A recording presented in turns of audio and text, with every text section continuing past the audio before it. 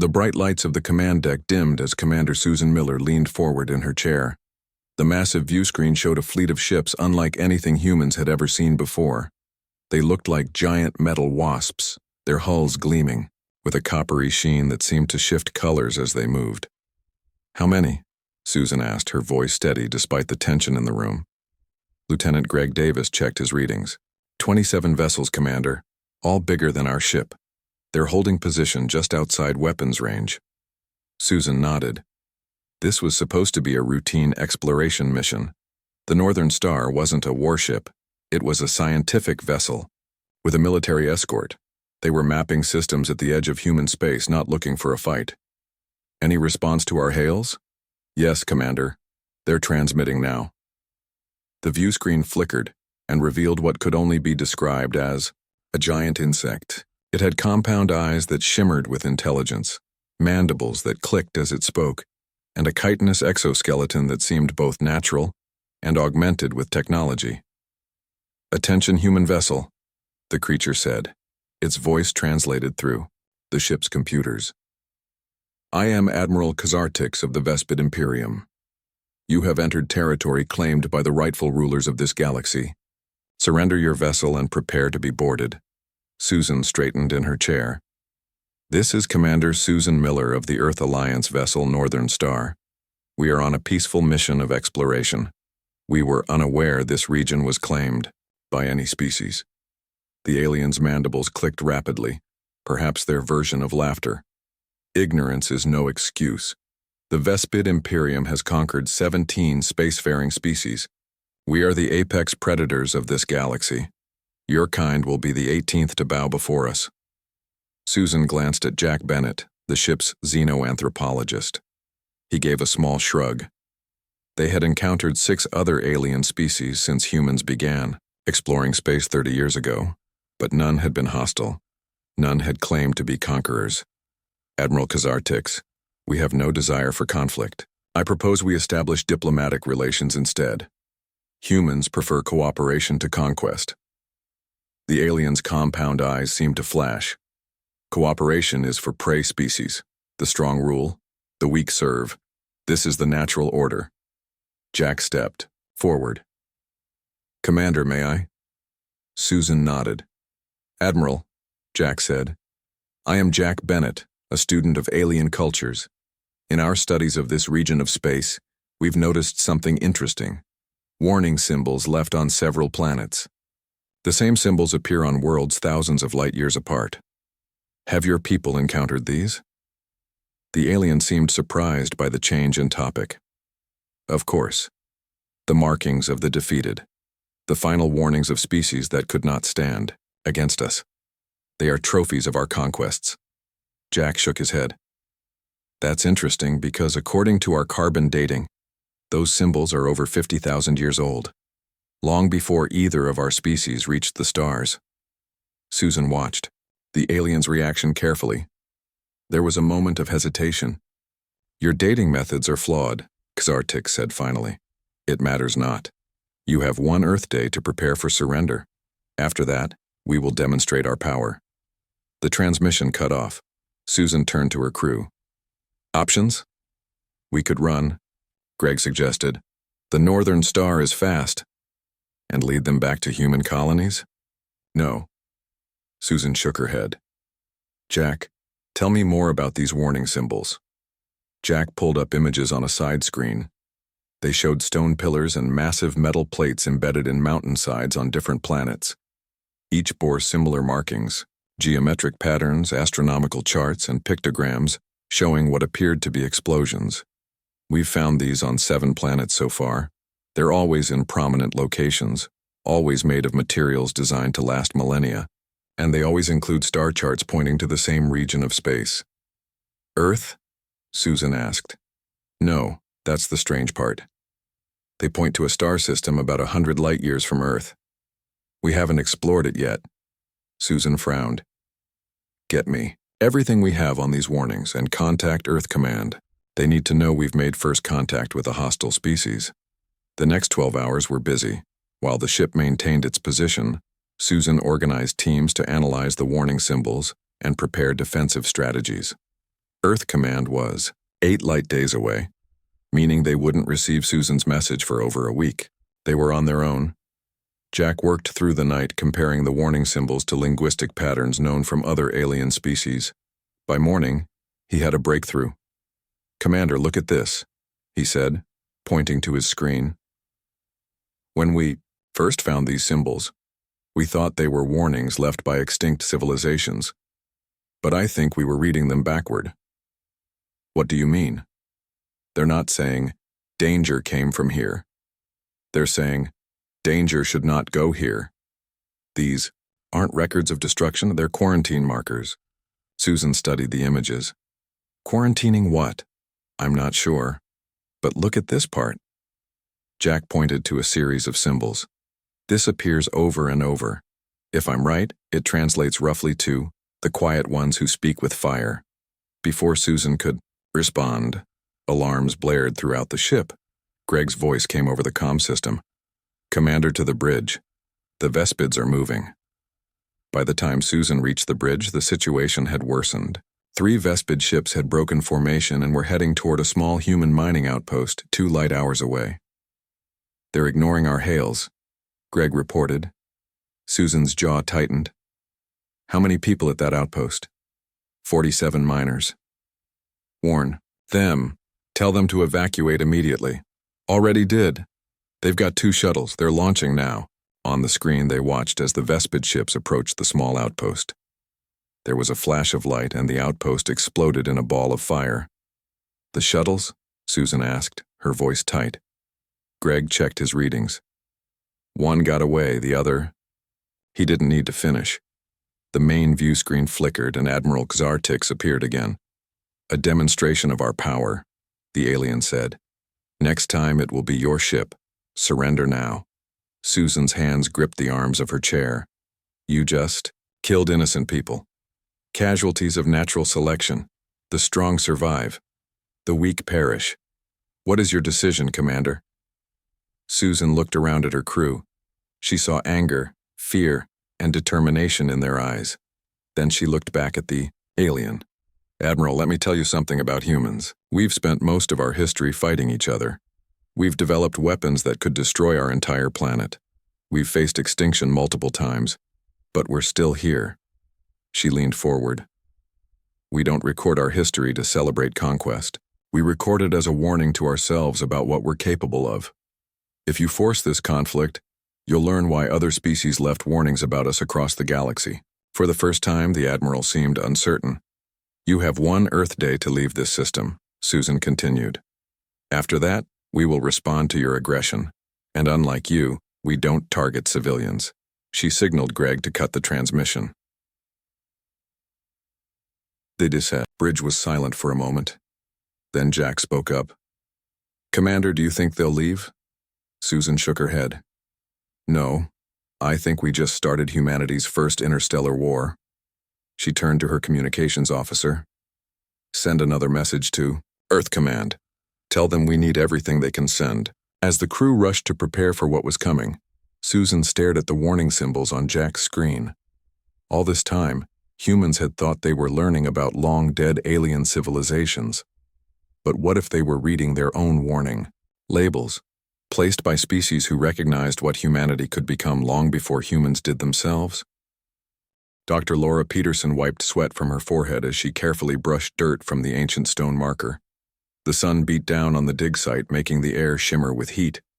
This was the 3rd planet they had visited in the 2 months since. The first encounter with the Vespid Imperium, and each one had similar warning markers. "Anything new?" Captain Ryan Howard asked, walking up behind her. His uniform was dusty, and he carried his rifle casually over one shoulder. Since the war began, all scientific missions had military escorts. "Same symbols, different arrangement," Laura said, not looking up from her work. "This one is better preserved than the others. The material resists erosion." Ryan nodded and scanned the horizon. The planet was mostly desert now, but evidence suggested it once had oceans and forests. Something had happened here, something that turned a living world into dust. "How old?" he asked. "Preliminary dating puts it at about 47,000 years, Laura replied. "Consistent with the others we've found." Ryan whistled. Before humans had even left Earth. Long before. When this was made, humans were still using stone tools and living in caves. Laura stood up and stretched her back.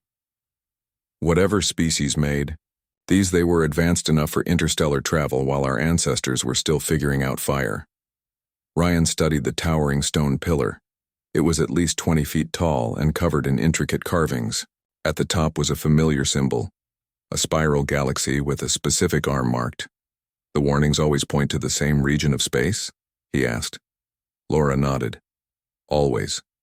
And we've confirmed that region includes Earth's solar system. A shout from across the dig site interrupted them. One of Laura's assistants was waving excitedly. Dr. Peterson, we found something. Laura and Ryan hurried over to where a team had uncovered what appeared to be an entrance to an underground structure. Unlike the stone pillar, this was made of a metal that still gleamed despite its age. It was hidden beneath the sand, the assistant explained. We only found it because the ground-penetrating radar showed a hollow space. Laura examined the entrance. There were more symbols here, but these were different from the warning markers. These looked more like instructions. I think it's a door, she said. And I think these tell us how to open it. It took them hours to decipher the mechanism, but eventually, the metal door slid open with a hiss of escaping air. Ryan insisted on going in first, his rifle ready. The passage led to a large chamber filled with what could only be described as technology, screens, control panels, and devices whose purpose they couldn't begin to guess. Everything was covered, in a thin layer of dust but otherwise perfectly preserved. This is incredible, Laura whispered. A completely intact alien facility. Ryan tapped his communicator. Howard to base camp, we've found something you need to see. 3 days later, the chamber was filled with scientists and soldiers. They had managed to activate some of the technology, including what appeared to be a database. Laura had been working nonstop to understand the information. I think I've got it, she announced, drawing everyone's attention. This facility was some kind of observation post. The species that built it was monitoring this entire sector of space. Monitoring for what? Ryan asked. Laura pointed to a series of images on the screen.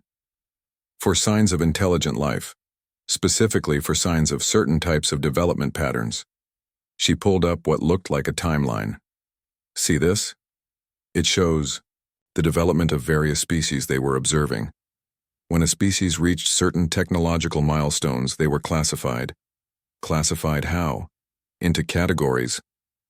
Laura highlighted symbols next to different lines on the timeline. Based on what I can decipher, they were looking for potential threats or potential allies. Ryan frowned. And humans? Where do we fit? Laura hesitated. That's the thing. There's a special category. It only has one entry. She pointed to a line on the timeline that was marked with a unique symbol, the same symbol they had seen on warning markers across multiple planets.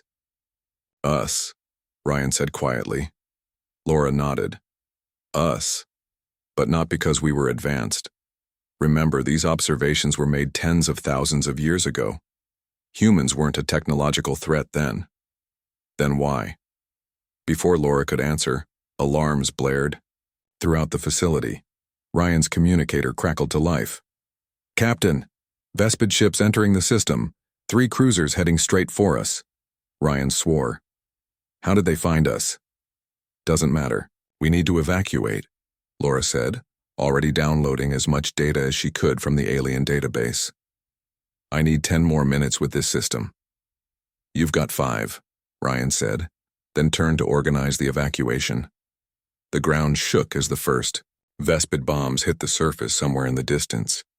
Laura worked frantically, trying to extract as much information as possible from the ancient computer. Just as she was about to give up, a new screen appeared. It showed what looked like genetic sequences alongside brain scans. And next to them, a series of predictions about what those genes and neural patterns might lead to. Laura stared at the screen, understanding finally dawning on her. Oh my God, she whispered. Ryan grabbed her arm. Time's up. We need to go now. Laura grabbed her data drive and ran with him toward the exit. As they emerged into the sunlight, they could see Vespid ships in the atmosphere, their metallic bodies gleaming as they descended. "To the ships!" Ryan shouted, leading the team toward their hidden transports. As they ran, Laura looked back at the ancient warning marker, still standing tall against the desert sky. She understood now. The warnings weren't about what humans had done in the past. They were about what humans might become in the future. The evacuation ships took off just as the Vespid troops landed. From the viewport, Laura watched as the alien facility and the secrets it still contained disappeared in a ball of fire as the Vespids bombed it to dust. "Did you get what you needed?" Ryan asked as they broke atmosphere. Laura looked down at the data drive in her hand. "I think so, but I'm not sure we're going to like what it tells us." "What do you mean?" Laura looked out at the stars as their ship prepared for the jump to faster-than-light travel. The aliens who built those markers, they weren't warning others about some ancient threat. They were warning about a potential future threat. They were warning about us. Us? But how could they know what humans would become? They didn't know for certain. They predicted. They studied the evolutionary patterns of thousands of species and made predictions about their development. Laura's voice was quiet. And something about early humans scared them enough to quarantine our entire region of space. The ship jumped, leaving behind another world with its ancient warnings, warnings that humanity was only now beginning to understand. Admiral Frank Carter stood on the bridge of the Valiant, the largest human warship ever built. Through the viewport, he watched as emergency shuttles streamed away from the colony on New Eden. They looked like tiny fireflies against the blackness of space. Behind them, the once thriving colony burned as Vespid forces moved through the streets. "How many got out?" he asked, his voice tight. "About 70% of the population, sir," replied his communications officer. "The rest?" She didn't finish the sentence. She didn't need to. Frank nodded grimly. This was the third human colony to face a Vespid attack in the past month. The war was not going well. The Vespid ships were larger and more heavily armed than anything in the human fleet. "Status of the enemy fleet?" Frank asked. 5 capital. Ships in orbit around New Eden. 10 more approaching from the jump point. They'll be here in 20 minutes. Frank made his decision. "Order all ships to form a defensive line between the Vespid fleet and the evacuation route. We need to buy those shuttles time to reach the jump point. Sir, we're outnumbered 3-1. "I'm aware of that, Lieutenant." Frank's voice was calm. "Send the order." As the human fleet moved into position, Frank received an incoming transmission from Earth Command. The face of Fleet Admiral Wilson appeared on the screen. "Admiral Carter, what's the situation?" "We're evacuating New Eden, sir. But we've got 15 Vespid capital ships inbound. We're positioning to cover the retreat." Wilson's face was grim. "Hold them as long as you can. Reinforcements are en route, but they won't arrive for at least 6 hours. "Understood, sir." Frank knew what that meant. 6 hours was a lifetime in a space battle. They would be lucky to last one.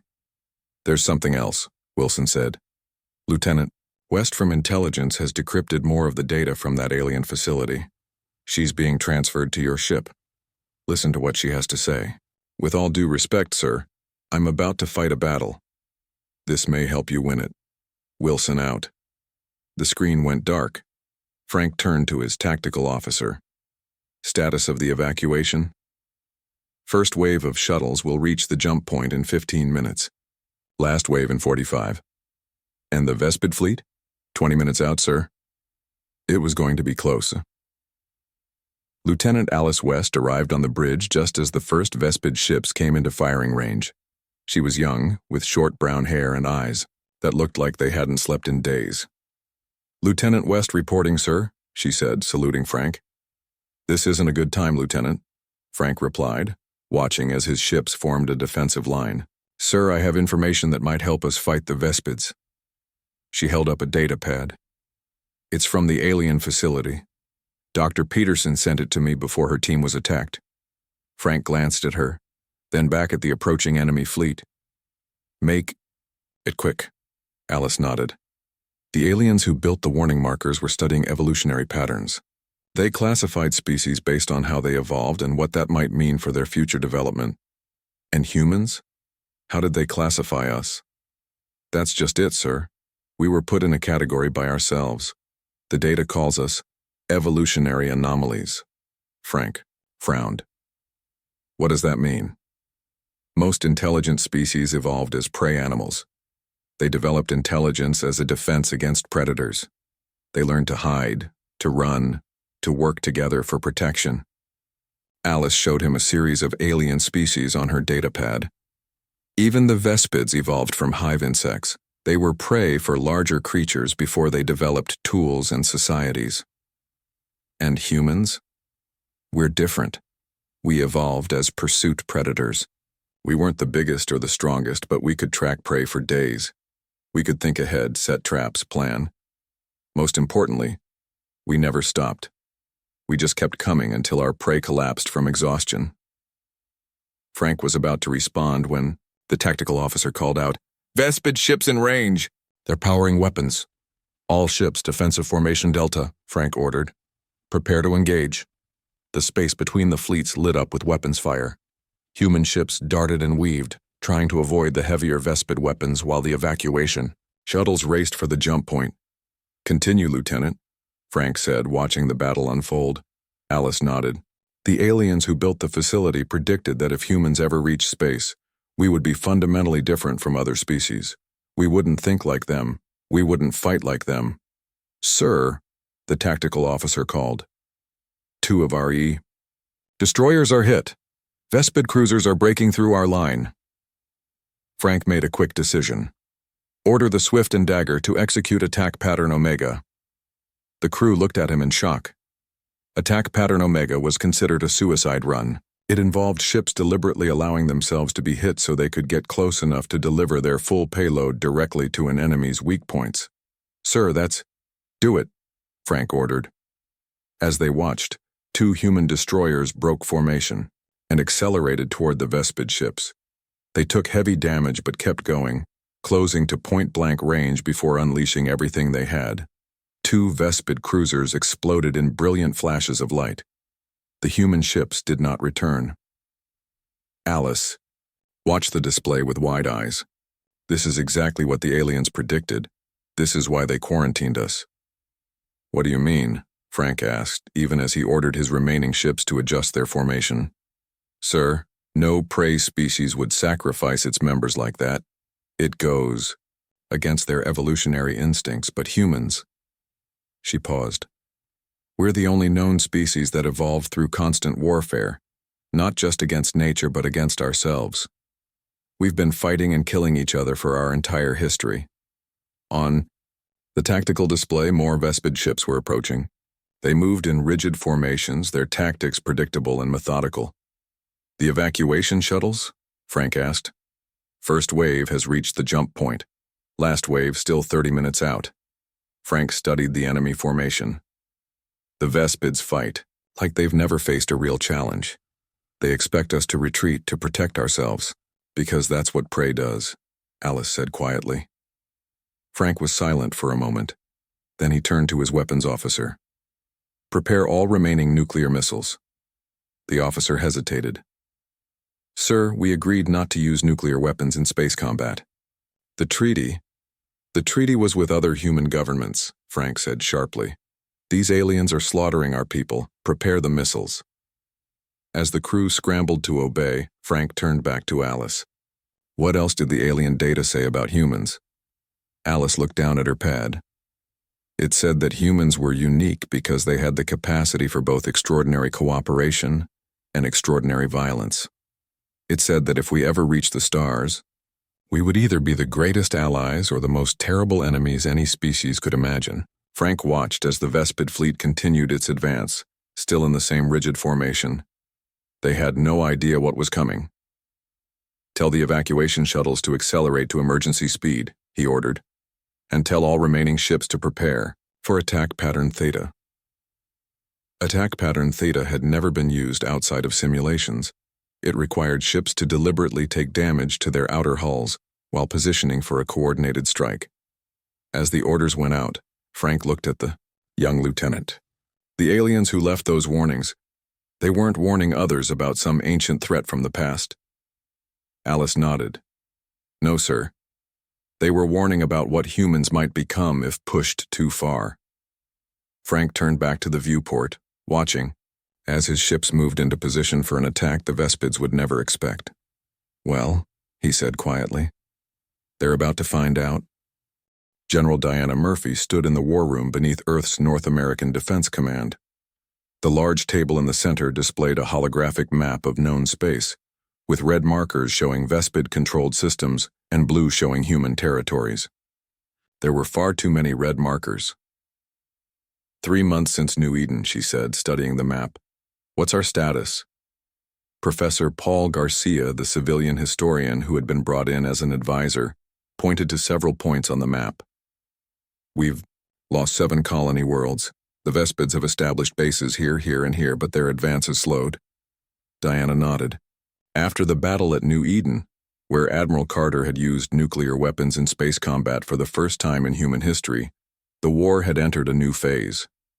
The Vespids had expected an easy conquest. Instead, they had found themselves facing an enemy who fought in ways they couldn't predict. And our new strategy? She asked. Paul brought up a different display. We've evacuated civilians from all border worlds. Our military units have switched entirely to guerrilla tactics, hit and run, ambushes, traps. We're avoiding direct confrontation with their main fleets. Diana smiled grimly. Not what they expected from their prey, is it? Paul shook his head. No. According to the intelligence we've gathered, the Vespid military has never encountered this kind of resistance. Their previous conquests followed a standard pattern: show overwhelming force, destroy a few population centers, and wait for surrender. They don't understand us at all, Diana said. No, they don't. Paul brought up images from Earth's history, ancient battles, modern wars, images of destruction and rebuilding. I've been studying both our history and what we know of theirs. The Vespids evolved from hive insects. Their entire society is built around rigid hierarchies and collective action. The idea of individual sacrifice for the greater good exists, but it's programmed into them. It's instinct. While for humans, it's a choice. That's what makes it powerful. Paul zoomed in on one section of the map. Look at what happened in the Arcturus system last week. A single human destroyer lured 3 Vespid cruisers into the asteroid field, then detonated its engines, taking all 4 ships out. The captain chose that end. Diana was silent for a moment, remembering the report. Captain Linda Young had volunteered for what she knew was a suicide mission. Her last transmission had been brief. See you on the other side. The Vespids see this as irrational, Paul continued. They can't understand why we would sacrifice valuable military assets. Because they think of war as a mathematical equation, Diana said. Resources versus gains. Exactly. They've never faced an enemy who was willing to lose a battle to win a war. Paul pulled up more historical images, chessboards, ancient Chinese military texts, modern strategic simulations. Humans have been studying and perfecting the art of war for thousands of years, not just against external threats, but against each other. The door to the war room opened and a communications officer entered. General, we've intercepted a transmission from the Vespid command ship. It's been decoded. Diana took the offered datapad and read it quickly. Her eyes widened. They're pulling back from the Centauri sector. They're consolidating their forces. Paul looked surprised. That's their first major withdrawal since the war began. Diana handed him the pad. Read the last part. Paul scanned the document, then looked up in shock. They're facing rebellion? From their conquered species? Diana nodded, a small smile forming on her lips. It seems our resistance has given others ideas. The species they conquered are watching us fight back, and they're starting to wonder if they could do the same. On the other side of human space, War Commander Kivzak stood on the bridge of his flagship, the Imperial Claw. The massive vessel was the pride of the Vespid fleet, nearly twice the size of the largest human warship. Yet for the first time in his long career, Kivzak felt uncertain. Status of the human fleet? He asked his tactical officer. Unknown, War Commander. They continue to use stealth technology and irregular movements. Our sensors cannot provide accurate tracking. Kivzak clicked his mandibles in frustration. This was not how war was supposed to be fought. The humans refused to meet his fleet in open battle. Instead, they struck at supply lines, ambushed isolated ships, and then disappeared. They laid traps with nuclear mines and used their own damaged vessels as weapons. And the rebellion on Sector World 12, he asked. Spreading, War Commander. The Drakari have seized control of 2 major cities. They are using weapons of human design. This was the most disturbing development. Somehow the humans had managed to smuggle weapons to the Drakari, a species conquered by the Vespid Imperium 20 cycles ago. The Drakari had been docile servants until now. Show me the latest human transmission, Kivzak ordered. A screen lit up, showing a human female in a military uniform. General Diana Murphy, according to intelligence reports. She was addressing not the Vespid Imperium, but the conquered species under their rule. To all beings living under Vespid control, she said, her voice translated into multiple languages. Humans believe that all intelligent species have the right to self-determination. We believe in freedom. The Vespids call themselves apex predators, but they have never faced a species like humans before. We do not surrender. We do not accept conquest, and we are willing to help any species that wants to be free. The message ended. Kivzak stared at the blank screen. This was against all established protocols of warfare. The humans weren't just fighting the Vespids. They were undermining the entire foundation of the Imperium. War Commander, his second-in-command, approached cautiously. High Command is requesting your assessment of the human threat. Kivzak was silent for a long moment. Then he said, Tell them the humans are unlike any species we have encountered. They do not think like us. They do not fight like us. And they are teaching our subjects to do the same. What are your orders, War Commander? Kivzak turned to look at the star map showing human territory. We will gather our full fleet. No more isolated attacks. We will strike at their homeworld, Earth. Cut off the head and the body will die. But even as he gave the order, Kivzak felt a strange sensation he had never experienced before. The humans called it doubt. Back in the war room on Earth, Diana and Paul continued to develop their strategy. A new message had just arrived from Dr. Laura Peterson, who was studying more of the ancient warning sites. Play the message, Diana ordered. Laura's face appeared on the screen. She looked tired but excited. General, we've discovered something important. The warning symbols weren't just saying stay away from humans. They were saying don't force humans to become what they could become.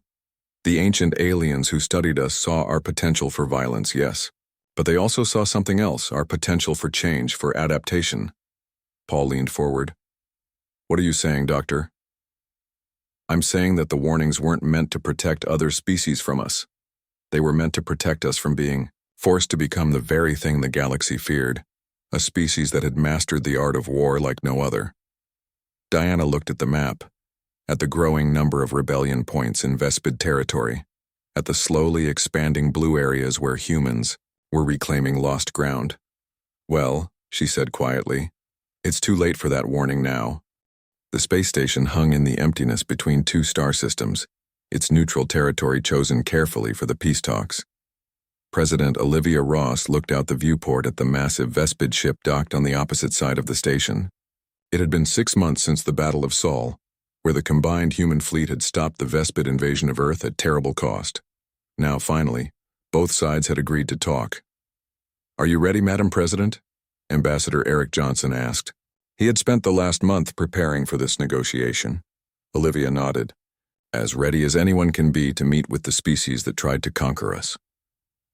They walked together toward the conference room, flanked by security officers.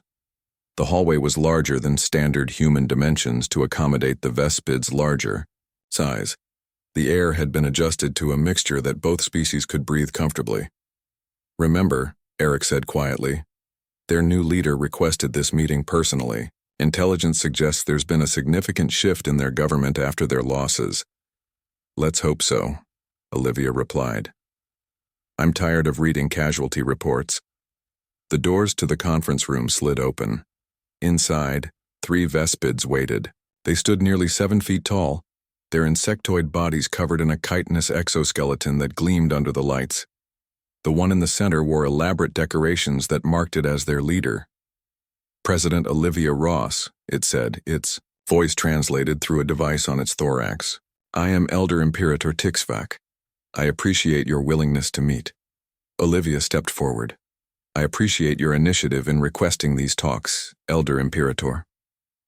They sat at the specially designed table, humans on one side, Vespids on the other. For a moment there was silence. Then Tixvac spoke. The war has not gone as the Imperium expected, the Vespid leader said. There was no anger in the translated voice, only a statement of fact. Wars rarely do, Olivia replied. In our history, they have. 17 species before yours surrendered after demonstrations of our power. It was efficient. Tixvac's compound eyes seemed to study her. You humans were different. Ambassador Eric opened a data file on the table display.